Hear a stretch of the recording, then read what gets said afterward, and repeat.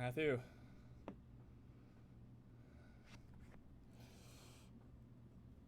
Stop. Ugh. We made it. Oh yeah.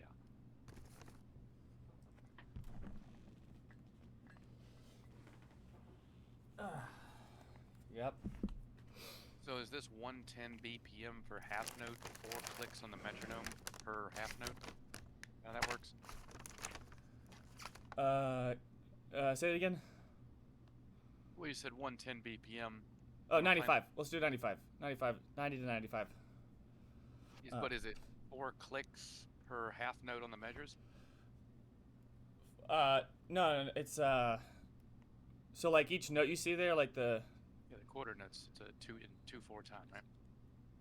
Yeah, well, 2/2 time. This is cut time.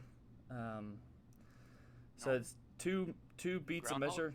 Yeah, groundhog. Yeah. But isn't it like the bottom number is supposed to indicate what the core note time is, which is a quarter note? Am I mistaken?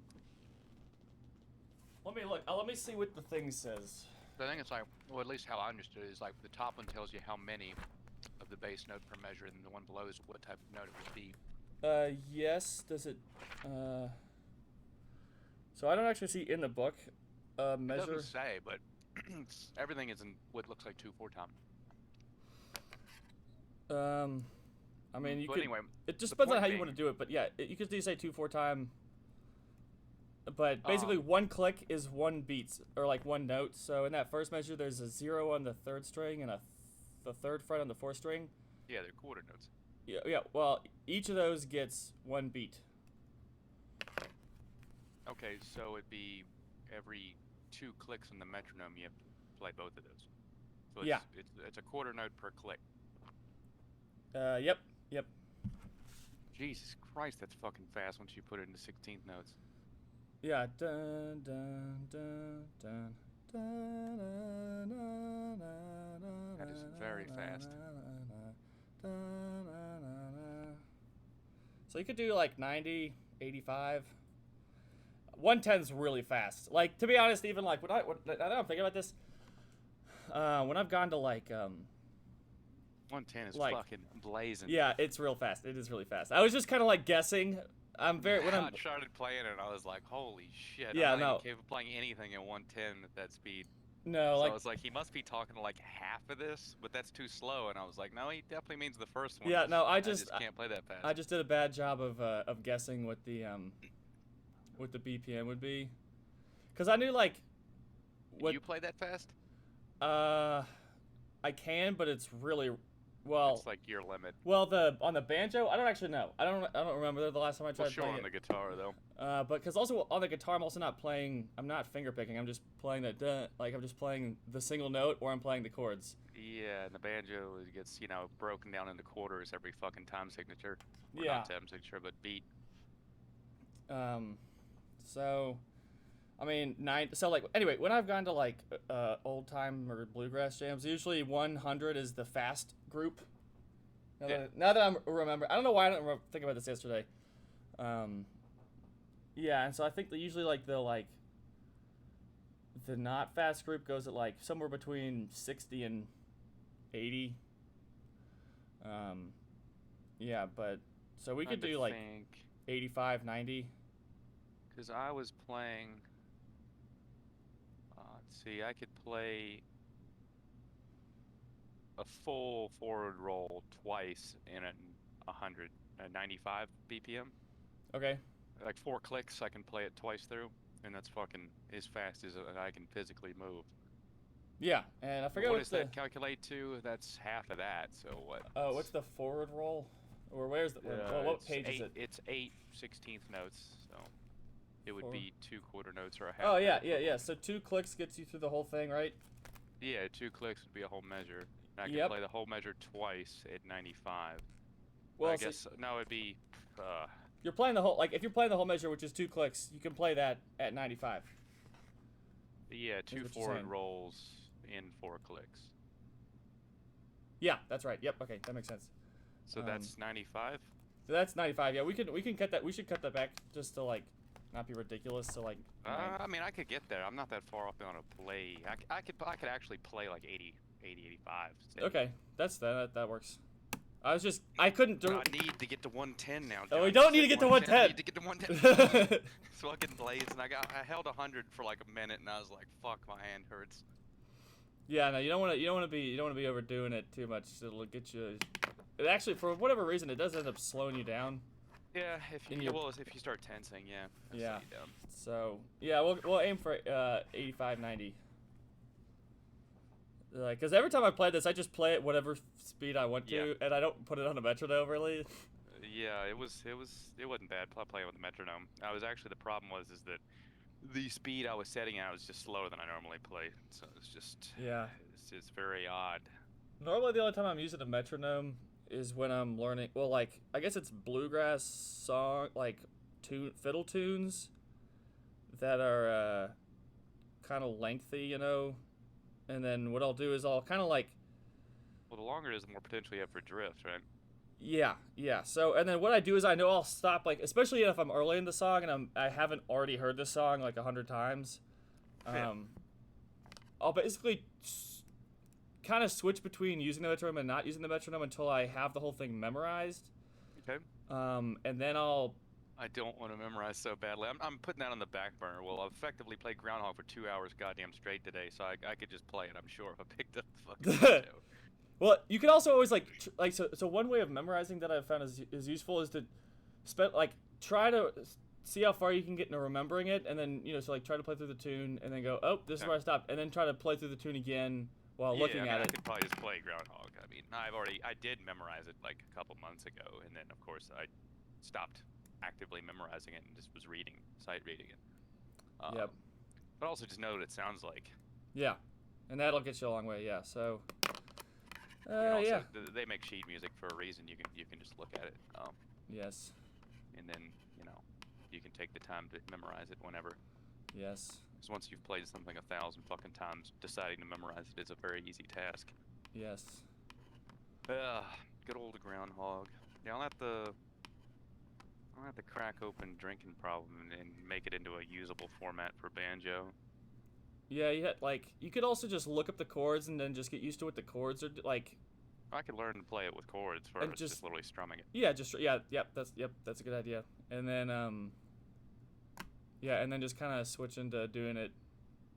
The rolls. Like probably what it would be to bridge that I'd say like I guess learn it strumming and then use the metronome while you're strumming it, and then you can count out your measures and then you can figure out.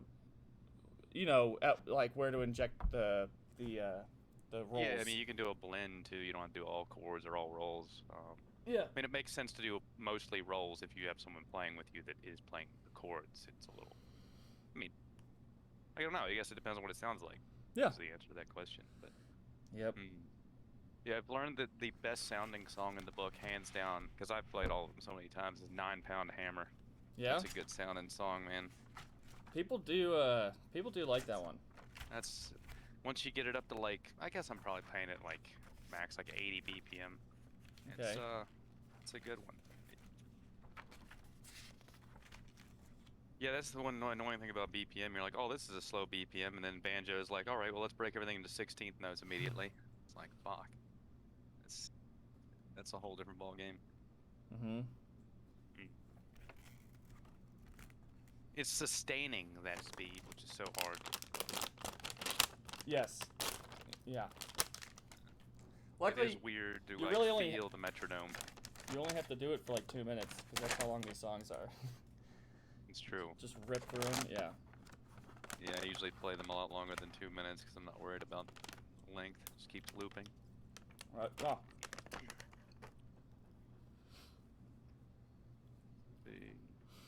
That's good. It's good. Mm-hmm. Fucking 9 Pound Hammer's ridiculous song lyrics.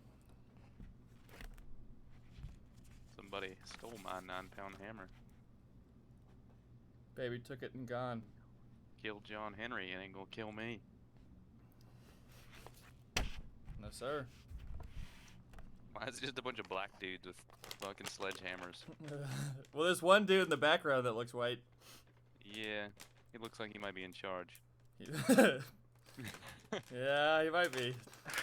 He's This not is holding a really a hammer. strong guess. Yeah, he's not holding a hammer, and he's dressed differently. Mm-hmm. And he's not dirty. No. Hmm. Fucking dude on the left looks like a kid. I think the dude in the middle that's sitting down. Yeah, it's hard to tell, man. Yeah. I can only age white people. I have a much harder time aging black people, I've learned. Yeah. All the black people I work with, I didn't guess any of their ages within 10 fucking years. It was like, this guy's like 45. No, he's 35. I was like, this guy's 45. No, he's 32. I was like, well, this guy's 35. No, he's 47. I'm like, fuck. Oh. Says a lot about how many black people I was around growing up. Yes. I was around, personally around very few. Oh, yeah. I mean, I went to school with, I think there were like 5, 7 black people in our entire high school. Very, very few. Yeah, I only remember there being like 1 or 2 black girls in my class in all of elementary and middle school. Yeah. And mostly because they're girls, I wasn't talking to them. Yeah. So, other than that. And UVA is overwhelmingly black, as you know. I do not. Oh, yes, it is. That's so. Yes, it's very Asian and white. Mm-hmm. Well, speaking of universities. Yeah. We completed the old Hegel. It is completed, man. I'm very happy about that. It's done. I'm just ready to start something new. This week. Be This nice. week. So let's get to that in a bit. Let's at least do fucking 20 minutes of trying to talk about this. Yeah, sure. Let me pull it up here. The spirit of revealed religion has not yet overcome its consciousness as such. Or what amounts to the same thing, its actual self-consciousness is not the object of its consciousness. And thank you, Hegel. Mm-hmm. Its own actualized self-consciousness is not the object of its consciousness. Interesting. Yeah, so I remember the progression of consciousness from consciousness, and then self-consciousness is pretty obviously consciousness of consciousness, and then Absolutely. I guess it was reason is consciousness of self-consciousness, and then spirit is supposed to be consciousness of reason, and then I guess religion is consciousness of spirit. Yes, and so it's cognizant of something. I guess what is it cognizant of? It's cognizant of its own self-consciousnness, but it's not a consciousness of what is actualized. It's interesting. The spirit of revealed religion. So revealed religion is I guess a type of religion. So it's a type of consciousness of spirit. God. Okay. The content of the representational thinking is absolute spirit. Okay. And then you have to sublate this into the mere form, or because the form belongs to consciousness as such, its truth must have already resulted from the shapes of consciousness has assumed. That's a weird sentence. Oh, the shape. Oh, I'm reading it with the wrong inflection. That's why.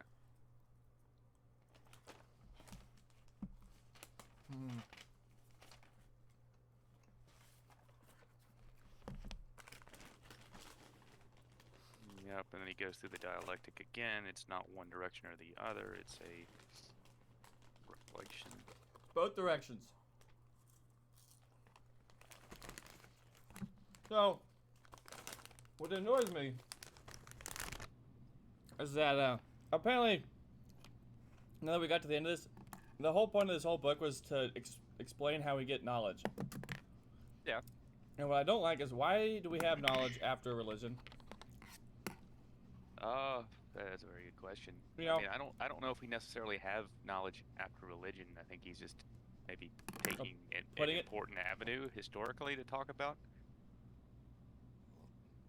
I don't think that. I think there's a certain type of knowledge that he's speaking of that can be obtained through this, but it's not the only type of knowledge, right? He speaks of, he's not speaking of scientific knowledge per se here. speaking of a different, like, very abstract concept of, I don't know, social identity in a way. Well, It's kind of going in a different, like, I don't know. It's an interesting question you're bringing up. so I guess like why he was doing things was to explain how we have knowledge so that we could do speculative philosophy, which is more or less a way of doing science, I guess. Which is a very I would agree with that. magical way to do philosophy. But I don't know. It disappoints me that he didn't talk about knowledge really head on. No, he did not. It was more of everything was not tangential. I guess you could say tangential. Yeah. Like there's this blob, this black box, and he's just like created what in my head and like in calculus terms, just like an infinite series of tangents just surrounding it, thinking of like a circle. Yeah. It's kind of the way I understand it. And then like the black box, the form itself does have some type of actuality, but it's not an actuality that necessarily directly corresponds to how it's produced. Like it's produced by the infinitude of like the tangential elements touching it, but they do not create the whole in a way. It's a very simple truth, and it's that the sum. It's not the sum of its elements necessarily. It's not that simple. No, and he does talk about that when you get the. Yeah. That's the limit of the analogy is what I'm getting at. Well, my analogy is that it gives off. Well, I guess it really doesn't because it's not. It's just the sum of the parts, right? Yeah. So when we get to an 801, kind of 2/3 the way down. Yeah. In the concept which knows itself as the concept, the moments thereby come on the scene prior to the fulfilled whole, whose coming to be is the movement of these moments. In contrast, in consciousness, the whole is prior to the moments, but not as conceptually comprehended. Okay. Time. Yeah, that's exactly what I'm getting at. Yep. Time is the concept itself that is there, and is represented to consciousness as empty intuition. So, in time, you get the moments that come prior to the whole, but in consciousness, you get the whole. I mean, I guess that makes sense because I can be conscious of my whole life. I can think about my whole life from beginning to end. But it doesn't really have any parts when you think of it that way. And if you think of the parts, you don't really have the whole necessarily. You just have, still like the tangential lines that just continually intersect the edge. Yeah. They have relationships with one another, but they don't come together in a way that's very linear. So I guess, in our concepts, we're trying to have a concept of what knowledge is. We're not just knowing things. We're trying to have it's like a representationally thought of. Yeah. We're trying to approach the concept of absolute knowledge. So I guess it does have to come in pieces and little tangents that. And it also comes as a whole, which is weird. Well, eventually, I think the thing is that we already had the whole. Just to conceptualize it, we had to take it in its moments. Yeah, that's what I'm getting at. It's such a weird truth that I have to agree with because that's how my mind works, and I think it's how everyone's mind works. Is you always have this weird.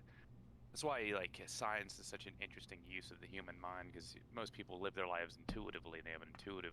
I mean, it's essentially what people speak of when they say, "Does someone have common sense?" They don't have to be educated. Sometimes people who are intuitive can just put things together without knowing how all the parts necessarily work. They don't need to have the procedural aspect to it.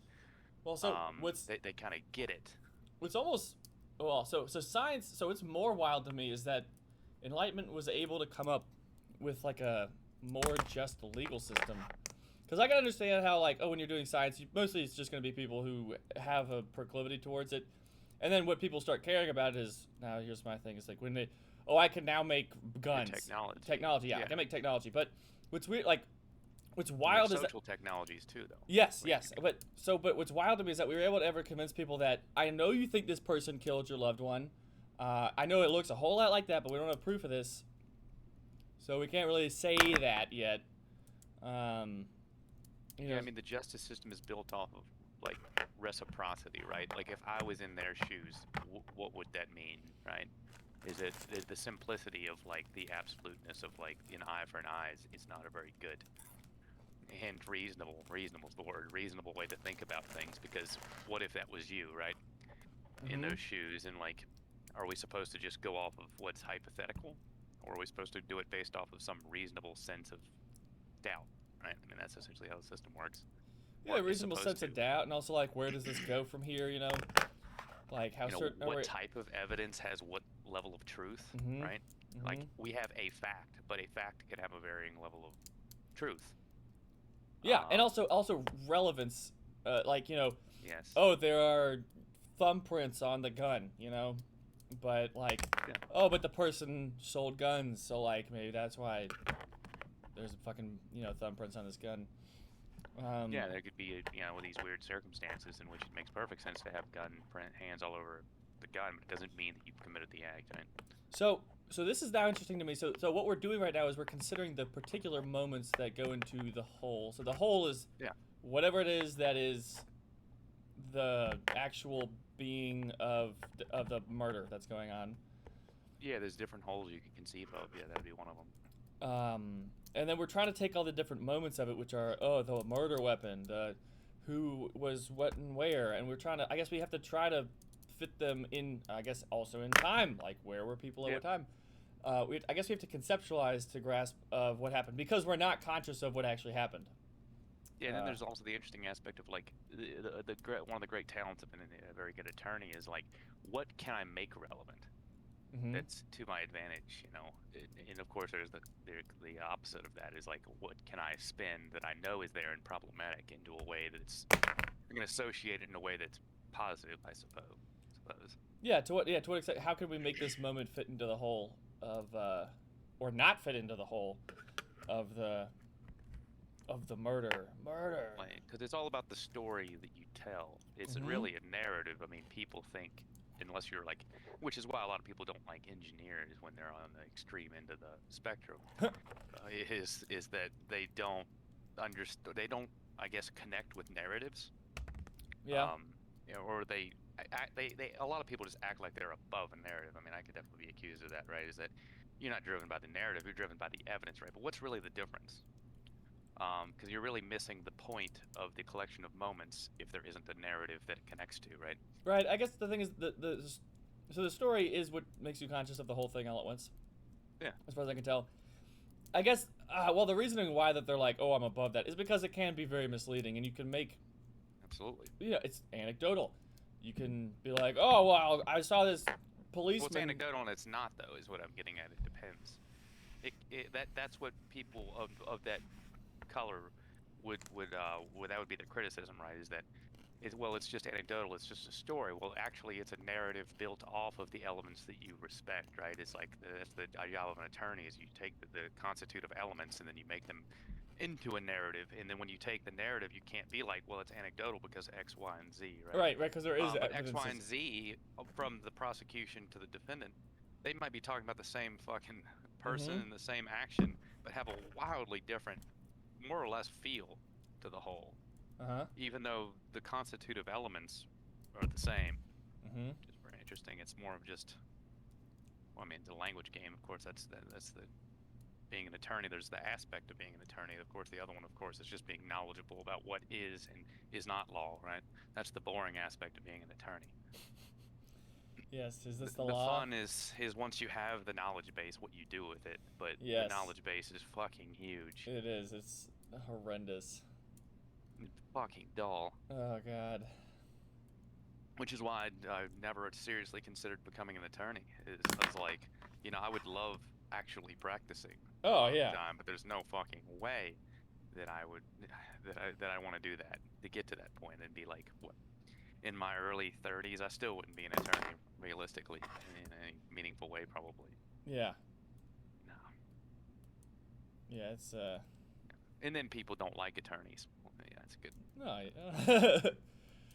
Well, I've never really talked to a lot of people who are like, oh, you know, I love attorneys. Attorneys are great. Dude, I like attorneys. Yeah, you like attorneys? Have you ever dealt with attorneys? I have dealt with attorneys, and I do even think I was shorted by an attorney, but I do think he had a goodness in his heart if he did short me, I think it was with good intentions. So I'm fine with that. It really wasn't that. It was just for my reckless driving. Yeah. Where I've dealt with, I guess, like 5 attorneys now. Yeah. I don't know. Do you like attorneys? I currently have 2 hired, so. I mean, do you like attorneys? I mean, I understand and respect what they do. They're just, given their profession, they just have to be so cold and calculating with this weird matchup of like charisma, which makes them come across as these nefarious. Well, there's two ways. So if you're a certain positive individual, you think these people are great, but I'm a skeptical individual. Mm-hmm. I don't believe in the best intentions of essentially anyone, including myself for sure.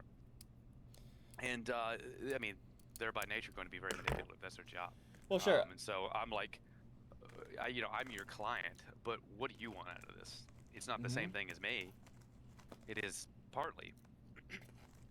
Mm-hmm. Well, Yeah. I mean. And so, I just had naturally. I think you should naturally have mixed feelings about an attorney. Well, yes, but I mean, also there'll be good and bad people in all things. But I generally I'm not speaking, saying necessarily they're bad. Yeah, I mean, generally it is much better that we have them than not having them. Oh, I agree. It's just kind of a morally ambiguous job because, in a way, you kind of, especially in the modern era, you construct a lot of what morality is through that. Yep. And you can weirdly and manipulatively rely on historical precedents and cultural views just for an advantage. Not that you have any fucking inclination to believe them yourself. God being the most popular one. Just leveraging words and cultural symbols into, leveraging what you want out of the situation, which is usually to win, because that's how you make money. You're not really so much interested in the freedom of the individual you represent. You're worried about your reputation, typically. Yes. Which there's nothing wrong with. No.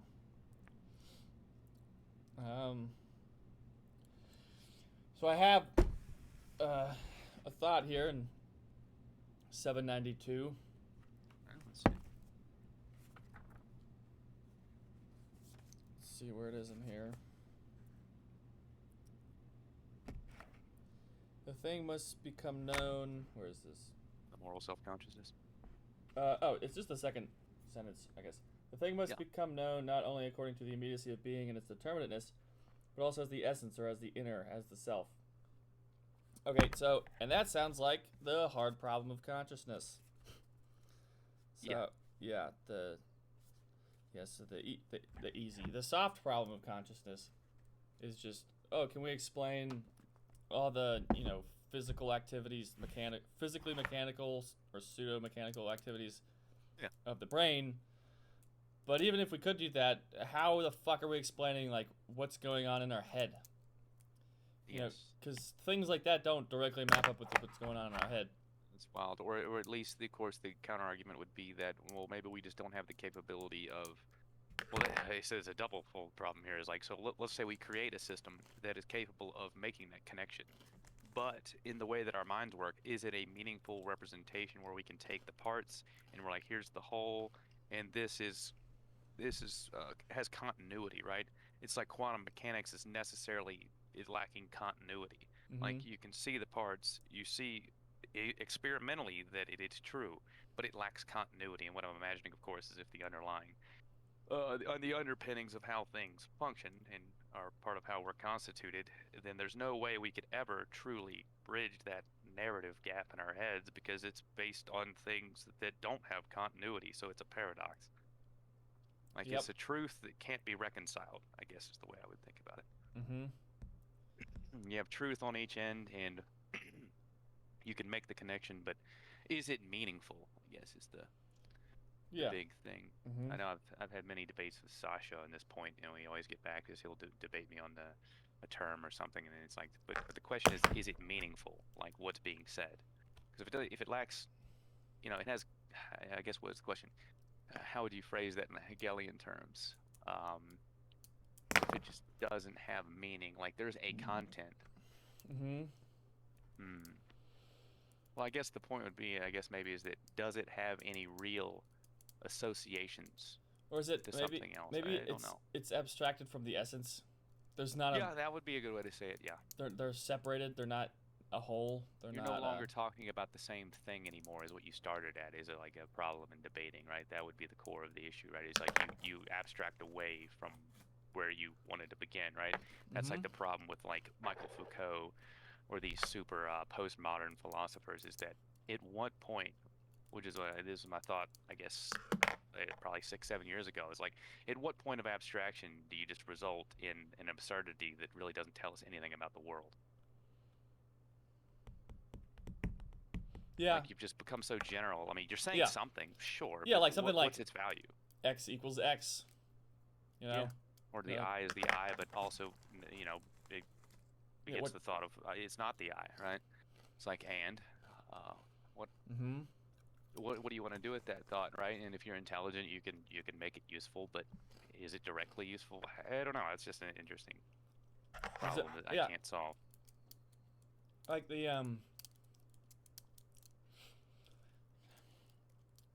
you know, well, like, how much of reality is appearance rather than, say, reality, which is a weird question to ask, but well, yeah, because appearance is a part of reality.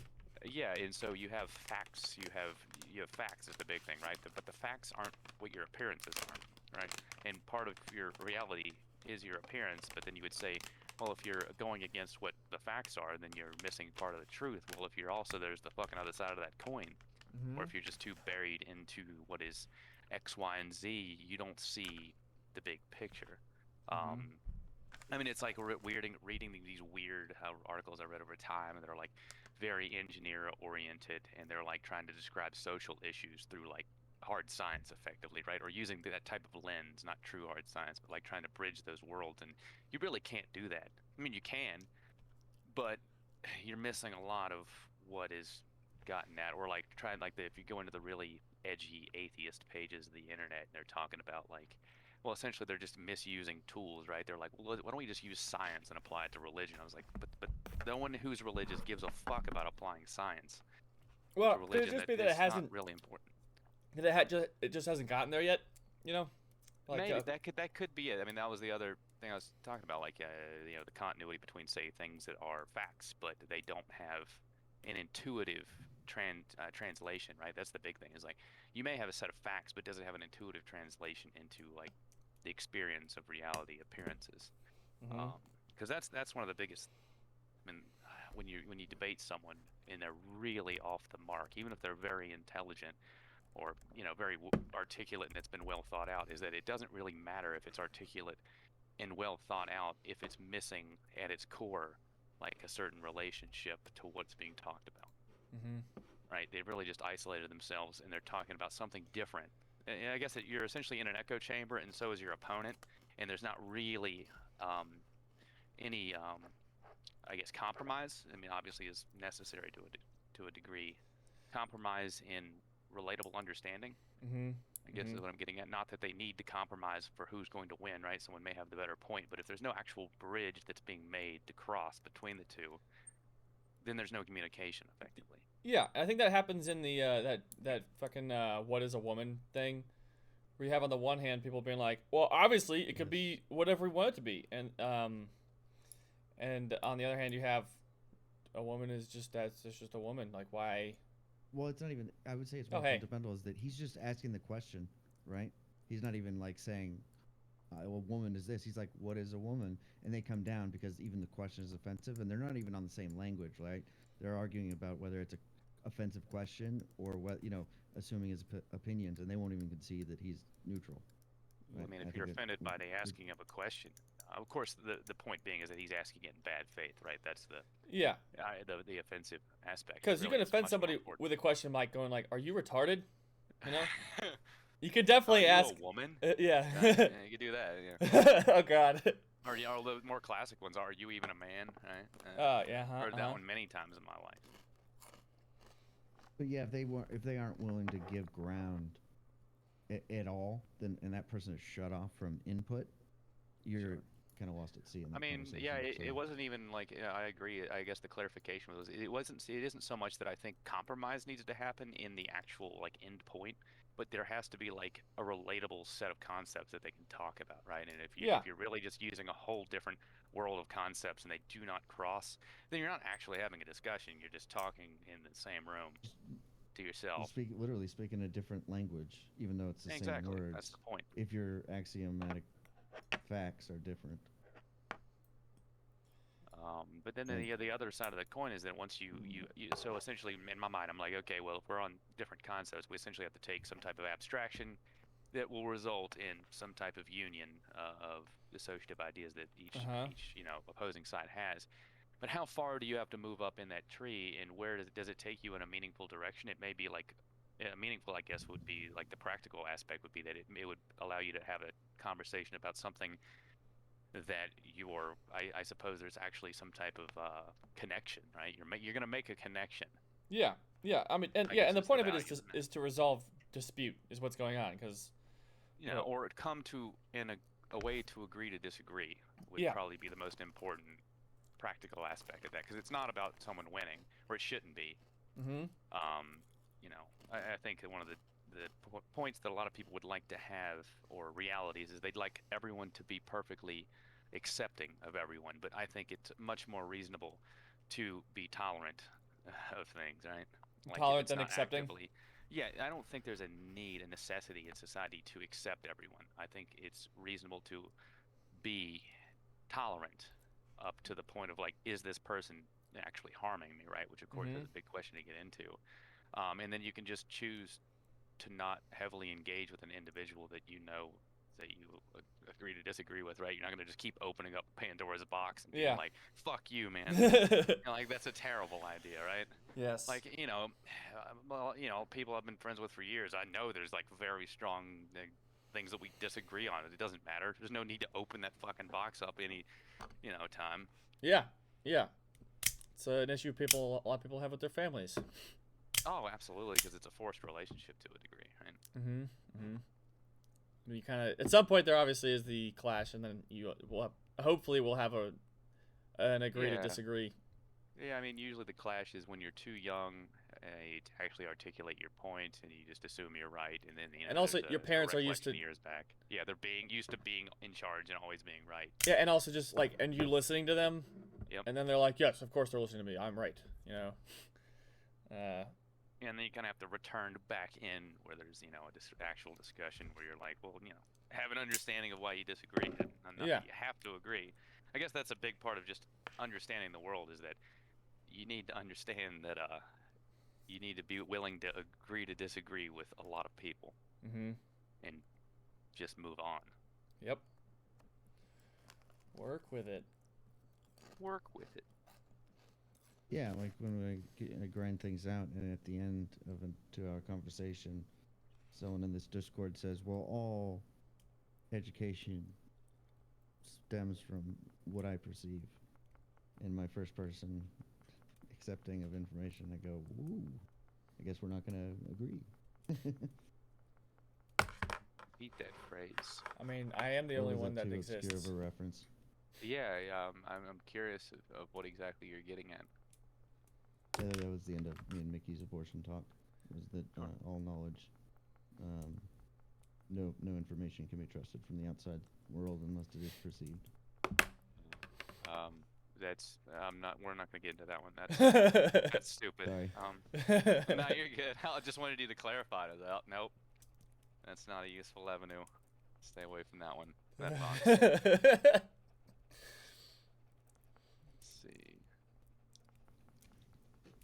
Here, I'm gonna give me a second. I'm gonna get a drink. The thing is I, John. He goes back to the beginning.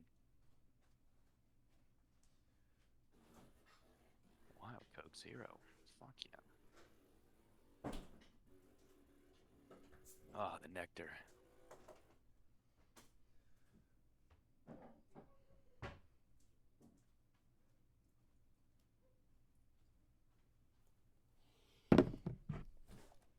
The thing is I?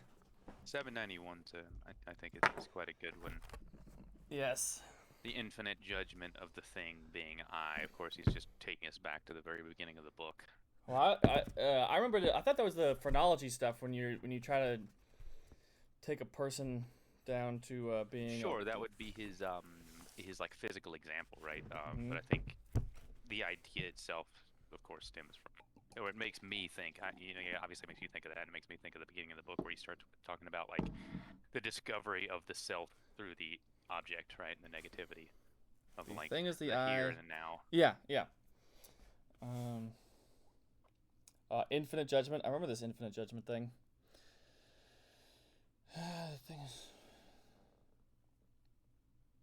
And he goes into inessential characteristics, right? The thing is nothing in itself. The thing is nothing in itself. Yes, that's very non-Kantian. Or non-noumenal. Yes. Thank God. Don't need any noumenal shit. Only through the eye and its relation to the eye. It's very clear. Like it. And as a moment emerges for consciousness in pure insight and enlightenment. So it seems like there's a... Possibly, to what extent do you think that meaning here is being taken as being? Like, if you are something, you mean something. And so since... That's interesting.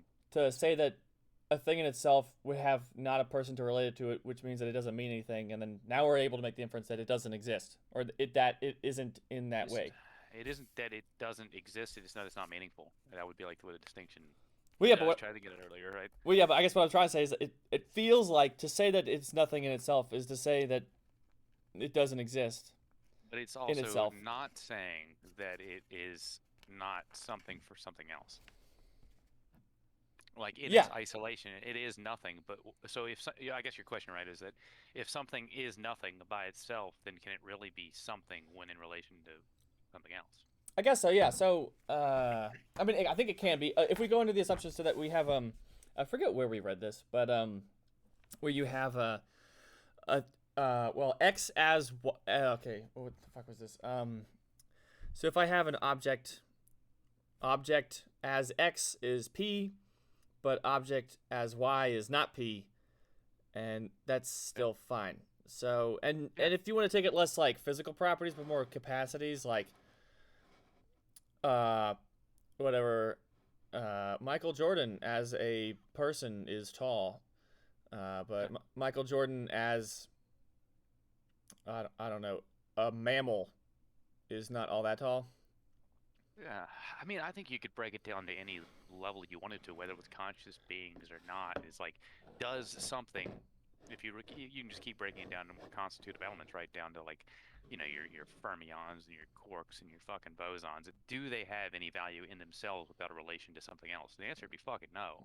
Okay. I mean, you might be able to say, give a list of, again, I love Hegel's term, I've come to love it, is inessential characteristics. You're like, well, yeah, sure, they have some characteristics, but without a relationship. They're inessential. They become essential through the relationship with something else. Or maybe even an aspect within themselves, right? They have a constitutive breakdown of themselves that are, you know, we're just putting in a abstract concept of the whole, when in reality, just like water, right? Like water doesn't have a lot of meaning without, say, somebody to drink it, right? But water also doesn't have a lot of meaning without its constitutive elements that make it what it is, right? Mm-hmm. There's a lot of, that's the fractal aspect, which is fun. So, I'm not thinking. So now I'm trying to think. The thing as in itself is nothing, but the thing as there's for itself and there's for another. For another, and then in and for itself. So definitely, the thing as for another is something. It's useful. Which is what he says here, actually. It's perceivable. Things are purely and simply useful. Oh, I think he's talking about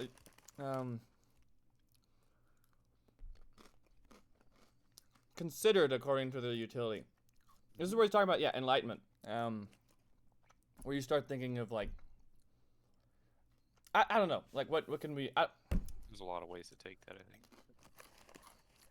What is the purpose of this? And then you start asking the utility things, like, because one thing they did is they took religion itself as a thing to be useful. So like, what's the use of God? Yeah. I mean, he goes on a later sentence right here. It thus still retains itself in the thing, and it knows the thing to have no self-sufficiency, which is a repeating of nothing for itself, or it knows that the thing is essentially only being for others. Right? Mm-hmm. It has fully expressed the relationship, because everything's just relationship. Yeah, and then the thing thus counts to the cultured consciousness as a being for itself, thus expresses sensuous certainty as absolute truth, but it expresses this being for itself as itself a moment which only disappears and passes over into its opposite, into being for another, in the sense of being at the disposal of another. Yeah. he has continuity in his dialectic here. Mm-hmm. Give him that. So glad that we've spent so much time cultivating this very strange set of knowledge, John. Yes. That fucking nobody at all that I ever speak to is going to fucking care about. Or, I mean, it'll just be like it'll be like two people sitting in a room talking to themselves. Well, yeah, I mean, it's so hard to break past that when talking about the Hegelian dialectic. Yes. Like, you can, because the problem with the dialectic and explaining it to someone is that the first question they'll ask is, well, they'll take two approaches, right? They'll be like, well, I want to know the fucking bird's eye view, and they'll be like, all right, well, the bird's eye view makes no goddamn sense. That's what will happen, guaranteed. No matter how smart you are, there's no fucking way you're just gonna fucking dump that bird's eye view on. And then you go to the moments, and then the problem with the moments is that it's a fucking set of fractalizing shit, and it's just. And they also don't make any. It's so weird. They also don't make any sense without the bird's eye view, which is annoying because the bird's eye view didn't make sense. Because the dialectic just thrives off of just reflective nature. Mm-hmm. And it requires both sides of the picture to have any understanding at all.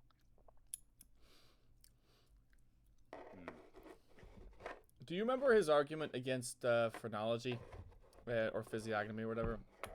Physiognomy? Yeah. Well, you essentially made it just a little bit ago, more or less.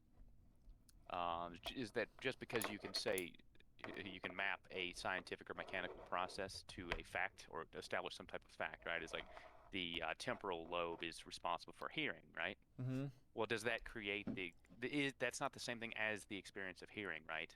And of course, when more specifically, he spent a lot of time talking about intentions, right? It's like, because the point of phrenology being is that I can glean what type of individual this is, like what's their temperament, who are they, right? And which of course is the more insane version of what we were talking about. We immediately just dismiss that, and we're like, well, what if we could establish, because we've done it, right, to a degree, is what if we could establish what part of your mechanical process creates hearing, and then, if someone gets hit on that part of the head, you have an expectation of what type of disability they're going to have. It's interesting, but yeah, of course, the short-sighted aspect of that is that it doesn't map, right? Which is just super programming term, but so it's a beautiful concept. It's probably my favorite carryover of a term from programming into philosophy is mapping. Yes. So I have a thought here, a possible experiment, thought experiment. So say we could monitor the brain very well. Sure. We could tell what frequency and amplitude, or we could detect what frequency and amplitude of electricity and neurochemicals are passing through each neuron at a given state, and then we could make it turn into a picture, and then we could start now classifying those pictures. And then what we start doing is then we start replacing words like happiness and sadness with like, oh, blue 42. I'm feeling very blue 42 right now. People are like, ah, yes, I know what you mean. So I think that you're making I guess the exception, right, to the rule. It's like because you're making it Hegelian. You're like, well, we're no longer talking about a point A and point B. We're talking about a process now, right? It's not like a physical A or B, like you feel a skull. It's got an aspect, and then you're mapping it. But you're saying instead that, well, we just have the whole process, right? All the associations, all the relationship, and essentially we've created like a deterministic model of like, if X, you will receive the answer. And if you could truly achieve that, I guess, of course, I think Hegel's counterargument would be that it can't be done effectively, or like you're still missing a philosophical element of like the constructed moments of facts don't necessarily constitute the wholesomeness of the appearances of the experience, right? Just because you can generate something doesn't mean it is the same thing in abstract conceptually, right? Well, yeah, but I guess what I'm going to do, so I'm not sure exactly where I'm going with this thought or what the main drive or even argument of this is, but I'm just going to think out loud a little bit. So what I'm imagining is we could use the images and then we could use images to kind of correspond to shape. So like most things can look at a dog and be like, that's a dog, But it gets kind of confusing when you start working with wolves or like, I mean, with stuff that we're less familiar with. I mean, like. Well, then you'd say things like, well, you know, a wolf's just a kind of dog, right? Oh, sure, but I guess what I'm getting to is that now we start using that when we're talking about these images of the state of your brain. I see. And then start saying that, oh, this state machines. Yes. Well, yeah. So I can say that, oh, this is kind of what my this is the image that my brain looks like right now. So we're gonna say that this is H4 or something. And then similar to that, like I can say like blue, green, red, orange, but it's kind of harder to start talking about turquoise. But it does make me smarter to be able to talk about turquoise and more particular. It could be that we end up having way more fine-grained emotional words actually. It's based off of what's necessitated, right? Because if you take a language like Russian or northern languages, they'll have many more words for things that we just don't have a need to distinguish, right? Practically speaking, like snow and certain colors. There's just no need for that refinement because it doesn't have any practical value, right? So we didn't construct it. Right. I guess what I'm getting to is that it's possible that there is a use for it. I'm not sure what it could be. You could say I have different types of happiness, you know. That would be accurate. Short acting, or long not. acting. Yeah. Because then if you're like, well, here's the question, right? I can't remember if you were in the chat. It was with Sasha. I know it was showing me. We were watching like I don't know, it was some prestigious professor talking about psychology, and he was just like talking about antidepressants and like. So effectively, it's what you're talking about, like, well, what is happiness, right? Well, let's just break it down into its component aspects of, like, well, what chemicals, what aspects of state, right? I'm thinking of it as a state machine, like, you know, like what aspects of state need to be at certain values in order to achieve happiness, right? And the answer is we're not quite fucking sure. You just keep moving those numbers around, and it's not that linear. But you know, of course, it begs the question, well, what if you did know enough aspects of the state and had the ability to actually alter them in the right ways, and obviously you could just come up with a combination and the result you want. And then a different question, of course, which this guy was asking as well, is like, well, what do you even want? Like just because we know, like, you want to be contented in life, but is that really what you want? You just want to not be depressed, and then, like, even if we move these values around, I mean, it just gets very philosophically complicated as well. I don't know. I mean, there's also the aspect of like, well, like the real problematic aspect in my mind is like everything's representationally thought.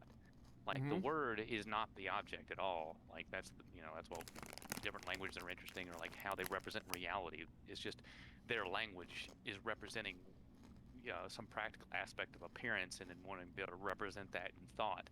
And not every culture has the need to represent all of those different thoughts, which is when it's really interesting is when you take like a very isolated language and you compare it to something like English, which is the ultimate bastard, which is just taken in so many different cultures and ideas and ways of viewing the world, and why there's so many fucking synonyms and words and precise definitions with very particular meanings.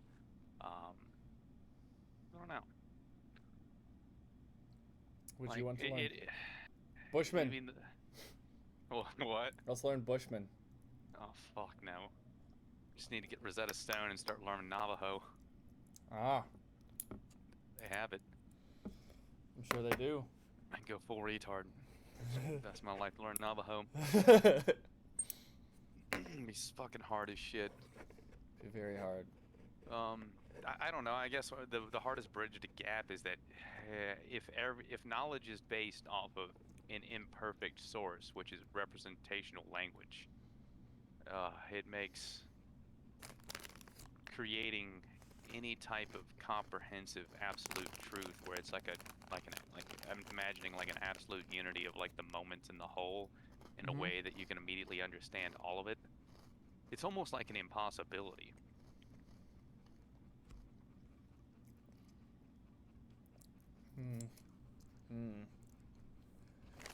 I don't know. I'm gonna say it's possible. I don't know either. Yeah, I mean, I could say that just as well. I could just fucking say that. I don't know. That's a fucking big question. Because once you start studying, the biggest mindfucks is like learning a new language or studying language in philosophy, and you're like, wait a minute, what does anything mean? And what's even more perplexing is that when you have a mindset of, I don't know, at least the way my mind works is I almost never have like constructed thoughts in my head or a continuum that I'm aware of before I open my mouth. Shit just comes out of my mouth. It's very bizarre to me. It's bizarre to me too. It's inexplicable. Like there is nothing ready. It's just. I mean, I guess sometimes it happens to me. Sure, it's just like. Usually, if I let myself get bogged down, which doesn't happen too often, it probably happens a couple times a day, like get over analytical where you start doing meta thought and you're asking direct questions, you do a line of thought. I usually just throw that out the window and then let stream of consciousness roll. I don't know.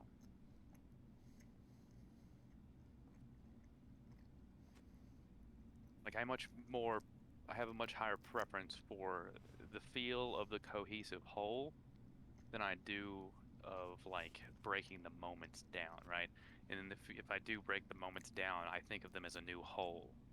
And then you have your concept of what that is, and then you have all your little holes, your moments that are holes in themselves, and then you start bringing them back in. You just mix them into the fucking bucket, and then you remove them, and then you mix the other one, and then you might change one of your subset of holes. Change some characteristics around because it's already an abstract, right? And so you just assign it some new characteristics, and then you put it back in the bucket. How fractally of you. That's just how I think. If I'm being deliberate about thinking, that's how I think.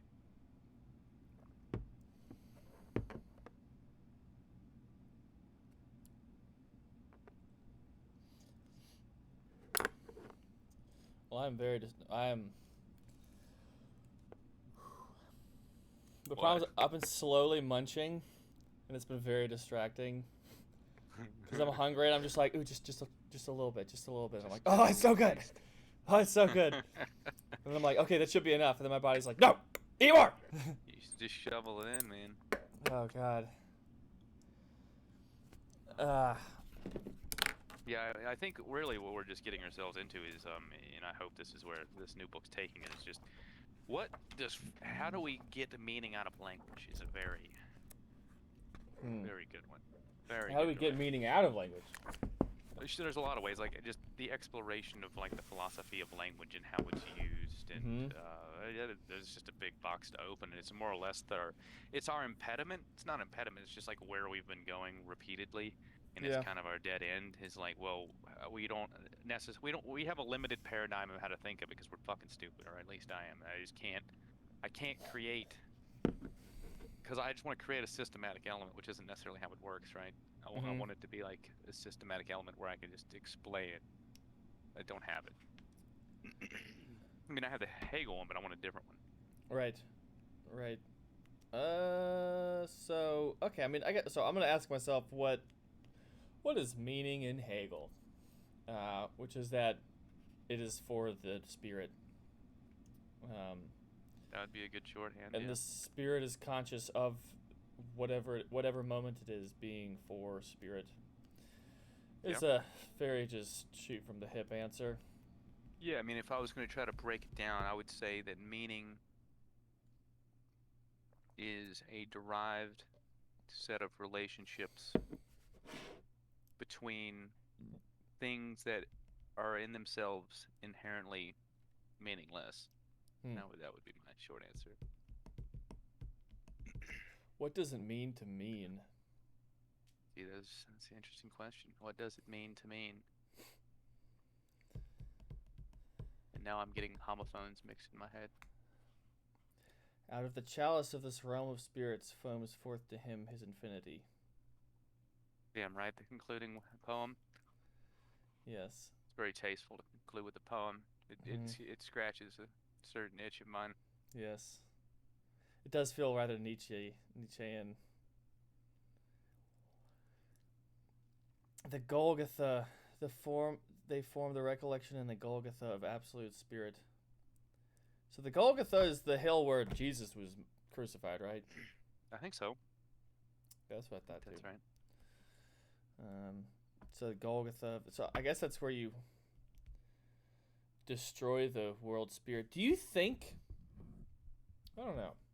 I'm now trying to think of the moment where, Eve ate the apple as being very comparative to crucifying Jesus in the sense that it was world-shattering. Yeah. But it wasn't until the crucifixion that the world was shattered, which is strange to me because I would actually... My initial thought is wanting it to be just whatever his fucking teachings were, which is that, you don't need to follow all these rules. There's, goodness itself. Be good to poor people. But I don't know. I guess so that way of thinking doesn't really require there to be a crucifixion. But I guess the whole thing about the crucifixion is that... Well, you're getting back to Nietzsche's concept, right? It's like there was the introduction of skepticism and of knowledge into the world with the inception of the eating of the apple, right? And then there's a transvaluation of values through the crucifixion of Jesus, right? Yeah. So like the idea of values comes to exist, of course, after knowledge has been eaten, right? But knowledge is more dangerous than it is helpful, right? The more knowledge you have, of course, is the paradox of the more you realize you don't know. Sure. And the transvaluation of values, and in the way I'm thinking of, in the way I remember Nietzsche talking about it, is we're just going to, based on practicality, utility, what makes sense, and power structure, obviously in his case, because you just take a set of values and you just put them in stone. Just put those in stone. Just make those the values, right? And then that's kind of Jesus, right? He just proclaims. He's like, here's a set of values. Well, so I'm gonna go with the way that Hegel was thinking about it, which is Jesus didn't say. Well, he did say, yeah, here's a set of values, you should follow them. But at least according to Hegel, what Jesus was really trying to do is, hey, there isn't don't follow a bunch of stone tablets. There's something higher that is goodness that we are figuring out right now. It's not about just following rules. So that's where Nietzsche would be very much an existentialist as an extension from the idealism of Hegel, right? Mm-hmm. Is he's no longer there's this higher concept of goodness. He's like, fuck that. You can't find that. We're just gonna, let's just create some, right? Right. Okay. All yeah. about power structure, right? That's the Nietzschean pivot from off Hegel. So what I'm thinking of when I'm thinking of the Adam and Eve thing is that the world, whatever, before she ate the apple, there was everything was good. There was all it was just the stable existence was just there's animals, you call them what you want, you eat them as much as you want, but just don't eat this one tree. And then what Eve did really was actually, she went, she was kind of convinced by the snake, but she was just like, why not? It could be different otherwise. It doesn't have to be this way of thinking, which was the pure spirit making a movement on her. And then it was the action that really brought the pure spirit into actuality. And the thing is that at the time, what that meant was that it shattered the existing marriage between spirit and actuality. And then they got, and then they banished themselves from the world, from that world. The world no longer existed. And so what I'm wondering is who made the decision when Jesus was crucified? I mean, so Jesus crucified is akin to eating the apple. So that is the action that then shattered the world spirit. And more or less, Jesus makes that choice. Yes, that is kind of what I'm thinking. He, to some degree, decided that he knows what he's doing. He does know what he's doing, more so than I guess Eve kind of did. Well, she knew what she was doing. I guess she knew what she was doing. The way the Bible makes it puts it, she was persuaded. But really, I think she was just like, why not do this? And so I guess the world that Jesus was living in was clearly save yourself. Clearly work off, be on the skin on your own back. Just pay attention to that. And just follow the rules, man. Just follow the rules and you'll be good. And that, not just will be good, that is what is good, is to just follow the rules. Just it's very Jewish. Do it kind of what everybody's telling you to do. Just go along with it and that'll be good. And he said, no. Nope. Why? It doesn't have to be that way. Let's not do it that way. And he did. He had that thought. That was his original thought. And then, but he besides just preaching it, he made it into an action to say, yes, you can kill me. Yeah. Yeah. And in a lot of ways, he was very liberal in the sense that he's just like, I just am saying this. I'm not actively hurting anybody. I'm upsetting people. Sure. Well, he's upsetting the level of certainty that exists in the world, just like you're saying with like the introduction of the apple of knowledge, right? I mean, it's just like the problems of the introduction of like existentialist philosophy is that it just asks a lot of questions that most people aren't comfortable asking. Mm-hmm. Because they tell you something that you can't put away again. Nope. It's just there now. You got to deal with that. That's like a lot of the art that was produced on the very negative side after, of course, 2 world wars. It's kind of like that existentialist dread of just like, well, all of us were raised Protestant and religious, and then we went through these experiences, and we're like, I don't know how I feel about that certainty and the goodness of the world and all that bullshit. It doesn't. I don't think that's actually what the world's like. It can be, but that's a limited concept of the truth of the world. Mm-hmm.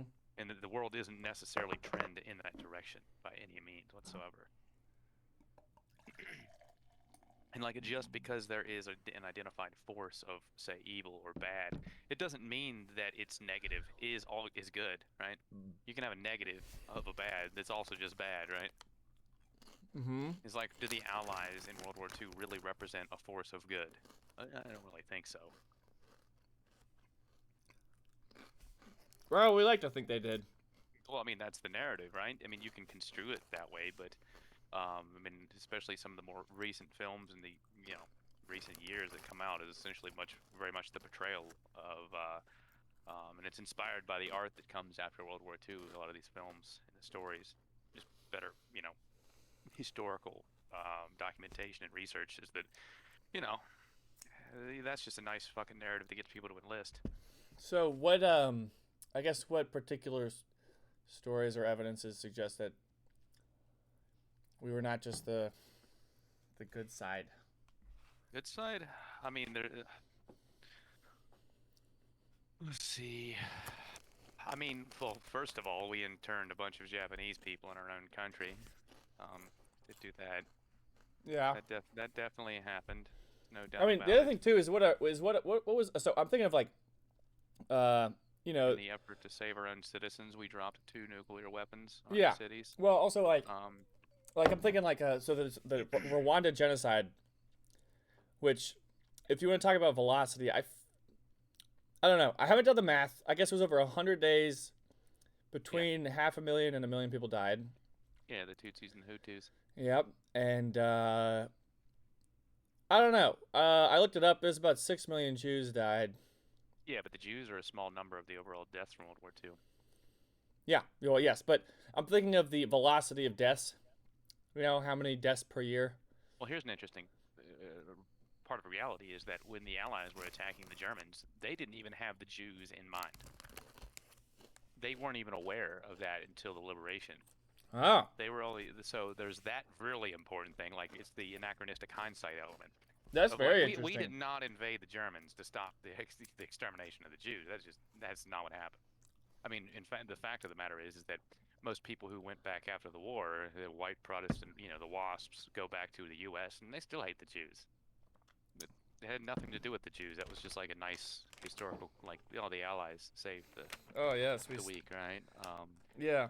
I hadn't even thought about it. I didn't know that shit. You didn't know that? Yeah, no. So The Forgotten Battle, a movie I've mentioned a few times over the last few weeks, and one reason I really like it is that at the beginning of the movie, it's like 1944, the war is almost over, and there's this Dutch guy, and he's like deep into Nazi ideology, like we need to have brotherhood and strength and equality. I don't want to work as a craftsman like my dad, making shit for money the rest of my life. Oh, I have watched this. Yeah, and he's talking to the SS officer, and he's like, you remember the Jews and how they just left the neighborhood at the beginning of the war? You ever see them again? He's like, you think it's about equality? You think it's about brotherhood? It's about power.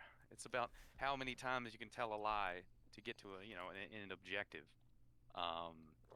Yeah, and it's this weird revisionist history in a way, or because it's a more, I don't even know, it's intentional, right? It's like, it's logical to think, well, the Allies were there to stop the extermination of the Jews, but fuck, it wasn't a thing at all. Yeah. That's really not what it was about, right? Just like it was, the fucking Civil War wasn't about ending slavery, really. That was just a nice, convenient moralization that you could put on it. But ultimately, when the war was over, most Northerners hated fucking black people. You didn't need to go to the South. That's a hot take. A very yeah. So okay. So most people say that the Civil War was about ending slavery. Or I mean, I will say the motivation that most people went in, at least on the South Side, to go and like their reasoning, not the like overall reasoning, but each individual's reasoning. Probably, I don't think it was to I want to have slaves. No. I do think on the soldiers levels, like the infantry level, it was this is just my land and I'm gonna protect. I want this land. Protect my land is really the core concept. Most of them couldn't even read, man. Yeah. So, but I guess on the political side and the people who had money and shit, like yes, I do think it was definitely about slavery. Oh, absolutely, it was economically driven. Yeah. So I guess I do want to make that. This is going on the internet. It's also what's happening. But I guess the North. I wonder I never really think about what the North thought that they were doing. Well, I mean, there's a lot of governmental defiance is what the core is. What I'm getting at is that there's the overarching, and of course, it's the classic dog whistle, right? It's about states' rights or whatever. But I mean, there's also a lot of truth that it's like the idea of limited government, like there's a lot of it's bullshit, but it's like it still is the idea, of course, is that new states are being added to the Union, and they're wanting to do so in the interest of, well, we need to divvy them up between, when they're going to be slave and non-slave, and of course, each side is pulling, well, we want them all to be slave ones, right? I mean, we want to have all of it for the economic interest. I mean, they don't see these slaves as people anyway. I don't know. I guess going back to the World War II like analogy of like, what is the driving reason behind it? And I mean, of course. Well, okay. It's not so much stopping. Is it about stopping slavery, or is it about money? And I don't know. Well, like I wonder what Northern soldiers thought they were doing or like intended, what their intent was when they went to go, fight the South. Speaking, they wouldn't even let the blacks fight when they liberated them. Yeah. So that gives you a really good feel. Like Ulysses S. Grant is, of course, is the Ron Chernow biography. I mean, he's one of the few figures that's just like in leadership. It's like, we need to make use of these obvious resources. Like even on he's selling it on a practical level, but his personal writings and such indicate it was more of a moral drive for him. But he knew that you can't sell the moral aspect to a bunch of racists. You sell the practical aspect of like, well, think of them as tools. They can provide and extend our efforts. But it's interesting to think that, like, say if the Civil War is driven by economic concerns, what's weird, of course, is that the South was essentially very much retarded in its economic development. It was like stuck in the past because the North had like such a greater economic powerhouse through manufacturing. Like it was just fully in the industrial age, and then the South is just stuck. I mean, it was, and of course, the Civil War made it way worse. And of course, I know I've spoken about the class I took, but the idea was like, could the South have converted, would they have done so if they had won, say, the Civil War? If the Civil War hadn't happened, for example, would they have converted to industrialism and then implemented slavery in it? And that's far from clear that was ever happening. Like that, there was such a little of that already existing in the South. There just wasn't that. It wasn't the culture.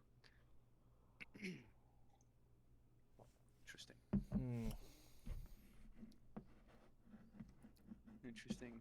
But yeah, I mean, to go back to, I guess, where we started, the World War II is like whether you're the good or the bad guy. I mean, I guess it depends on like what's in your head when you're doing it, which is what you were getting at. Like when you go to war, like why are you there, right? Yeah. Like, is the idea of freedom? I'm sure. Okay, I feel like a lot of the motivation for like going to war was just like, it's an adventure. This is gonna be big, which is. Well, yeah, we listened to the documentary like of the real voices and the footage from World War I, and like these British dudes are like, yeah, I mean, it looked like an adventure. It wasn't. I mean, it wasn't right. That's the wrong way to think about it now that the war's over. Yeah. I guess we're really getting at the divide of what's important, right?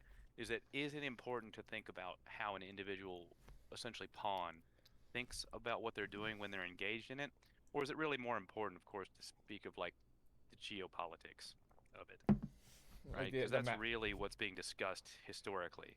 Yeah, like, the macro politics. Yeah, I mean that's what is really at hand. Yeah, yeah.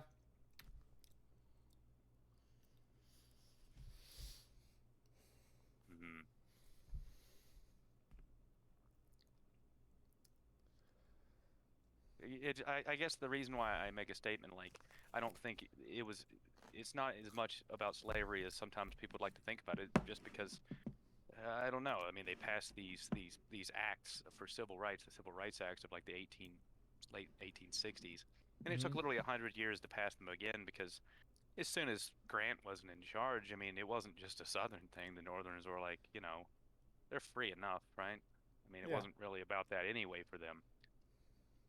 There's definitely a control aspect of like, this is, the North is like, this is our country. They literally called themselves the Union. Yeah. And they're like, you all are part of us. Like, this isn't like you just do whatever you want in the Wild West. This is like America moving into like the industrial age, and you guys are just not playing fucking ball, and you're living in a different time period, right? It's like reading a lot of like people from the same era of like the 19th century, just looking at the Americans like they're fucking barbarians. It's like, how have you not seen that you just need to move on from slavery now? Just it's just like the world has moved beyond this, and just no. It's interesting. The even more interesting thing is like it would be in their greater interest to not have slavery, economically speaking, if you're to make that argument. So, okay, so now that we're talking about slavery, I'm not on this thought. So, I told you my mom had like an issue with one of her instructors, because her instructor was like, "You're white, so therefore you're evil," and yeah, I remember you said that. You clearly don't understand what's going on. And for the sake of argument, I don't know I know the skin color of the lady was not white. That's all I know. Okay. We'll just assume she's black. That's definitely not a given. No, it's not. Well, no. Well, no, my mom did tell me that, so I do know she's not. I know that. I was just saying, but in general, it wouldn't be a given, I'm sure. No. She did say that. No, but mostly I'm just now kind of like worked up about this because I had this thought. Well, which is that, just go for the sake of argument that she is black, and she's being this kind of nasty lady to my mom, who's clearly just like, what, my mom could have gone, well, the only people that have slaves now are black people in Africa. So since you're black, you represent them, because we're doing this identity politics thing. So it's an interesting point. You're worse than me. You're still enslaving people. I at least tell him, get rid of them. Yeah, and he turns it around. Oh, your people are leading the social media companies to controlling their minds. No, that's the Jews, right? Right. Yes. Right. Of course. Yeah, that was getting me worked up. No, that's a good example, because that stuff does go on. I mean, it doesn't go on in my world. Just working in fucking meat business, blue collar. Yeah, nobody's like, you're white, so you have all this privilege. I mean, they do. Like, that conversation exists in that space, but also it's immediately like, well, I wish that was me, right? It's not like, I think you're in... I mean, I literally had this conversation with my coworkers. They're like, I mean, I don't think you're an asshole for, like, having privilege and resources. It's just like, are you actively making sure that people like me don't have it moving into the present and the future, right? That's the point. Like, you can't change what already was, right? Yeah. Yeah.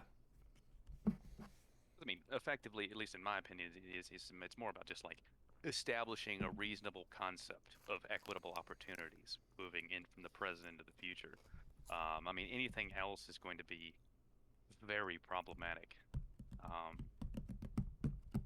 don't know. And of course, that's where you get like affirmative action and such. Is like, well, to level the playing field, you effectively have to be throwing money at those who don't already naturally have those privileges, right? I mean, and there's no way around that, right?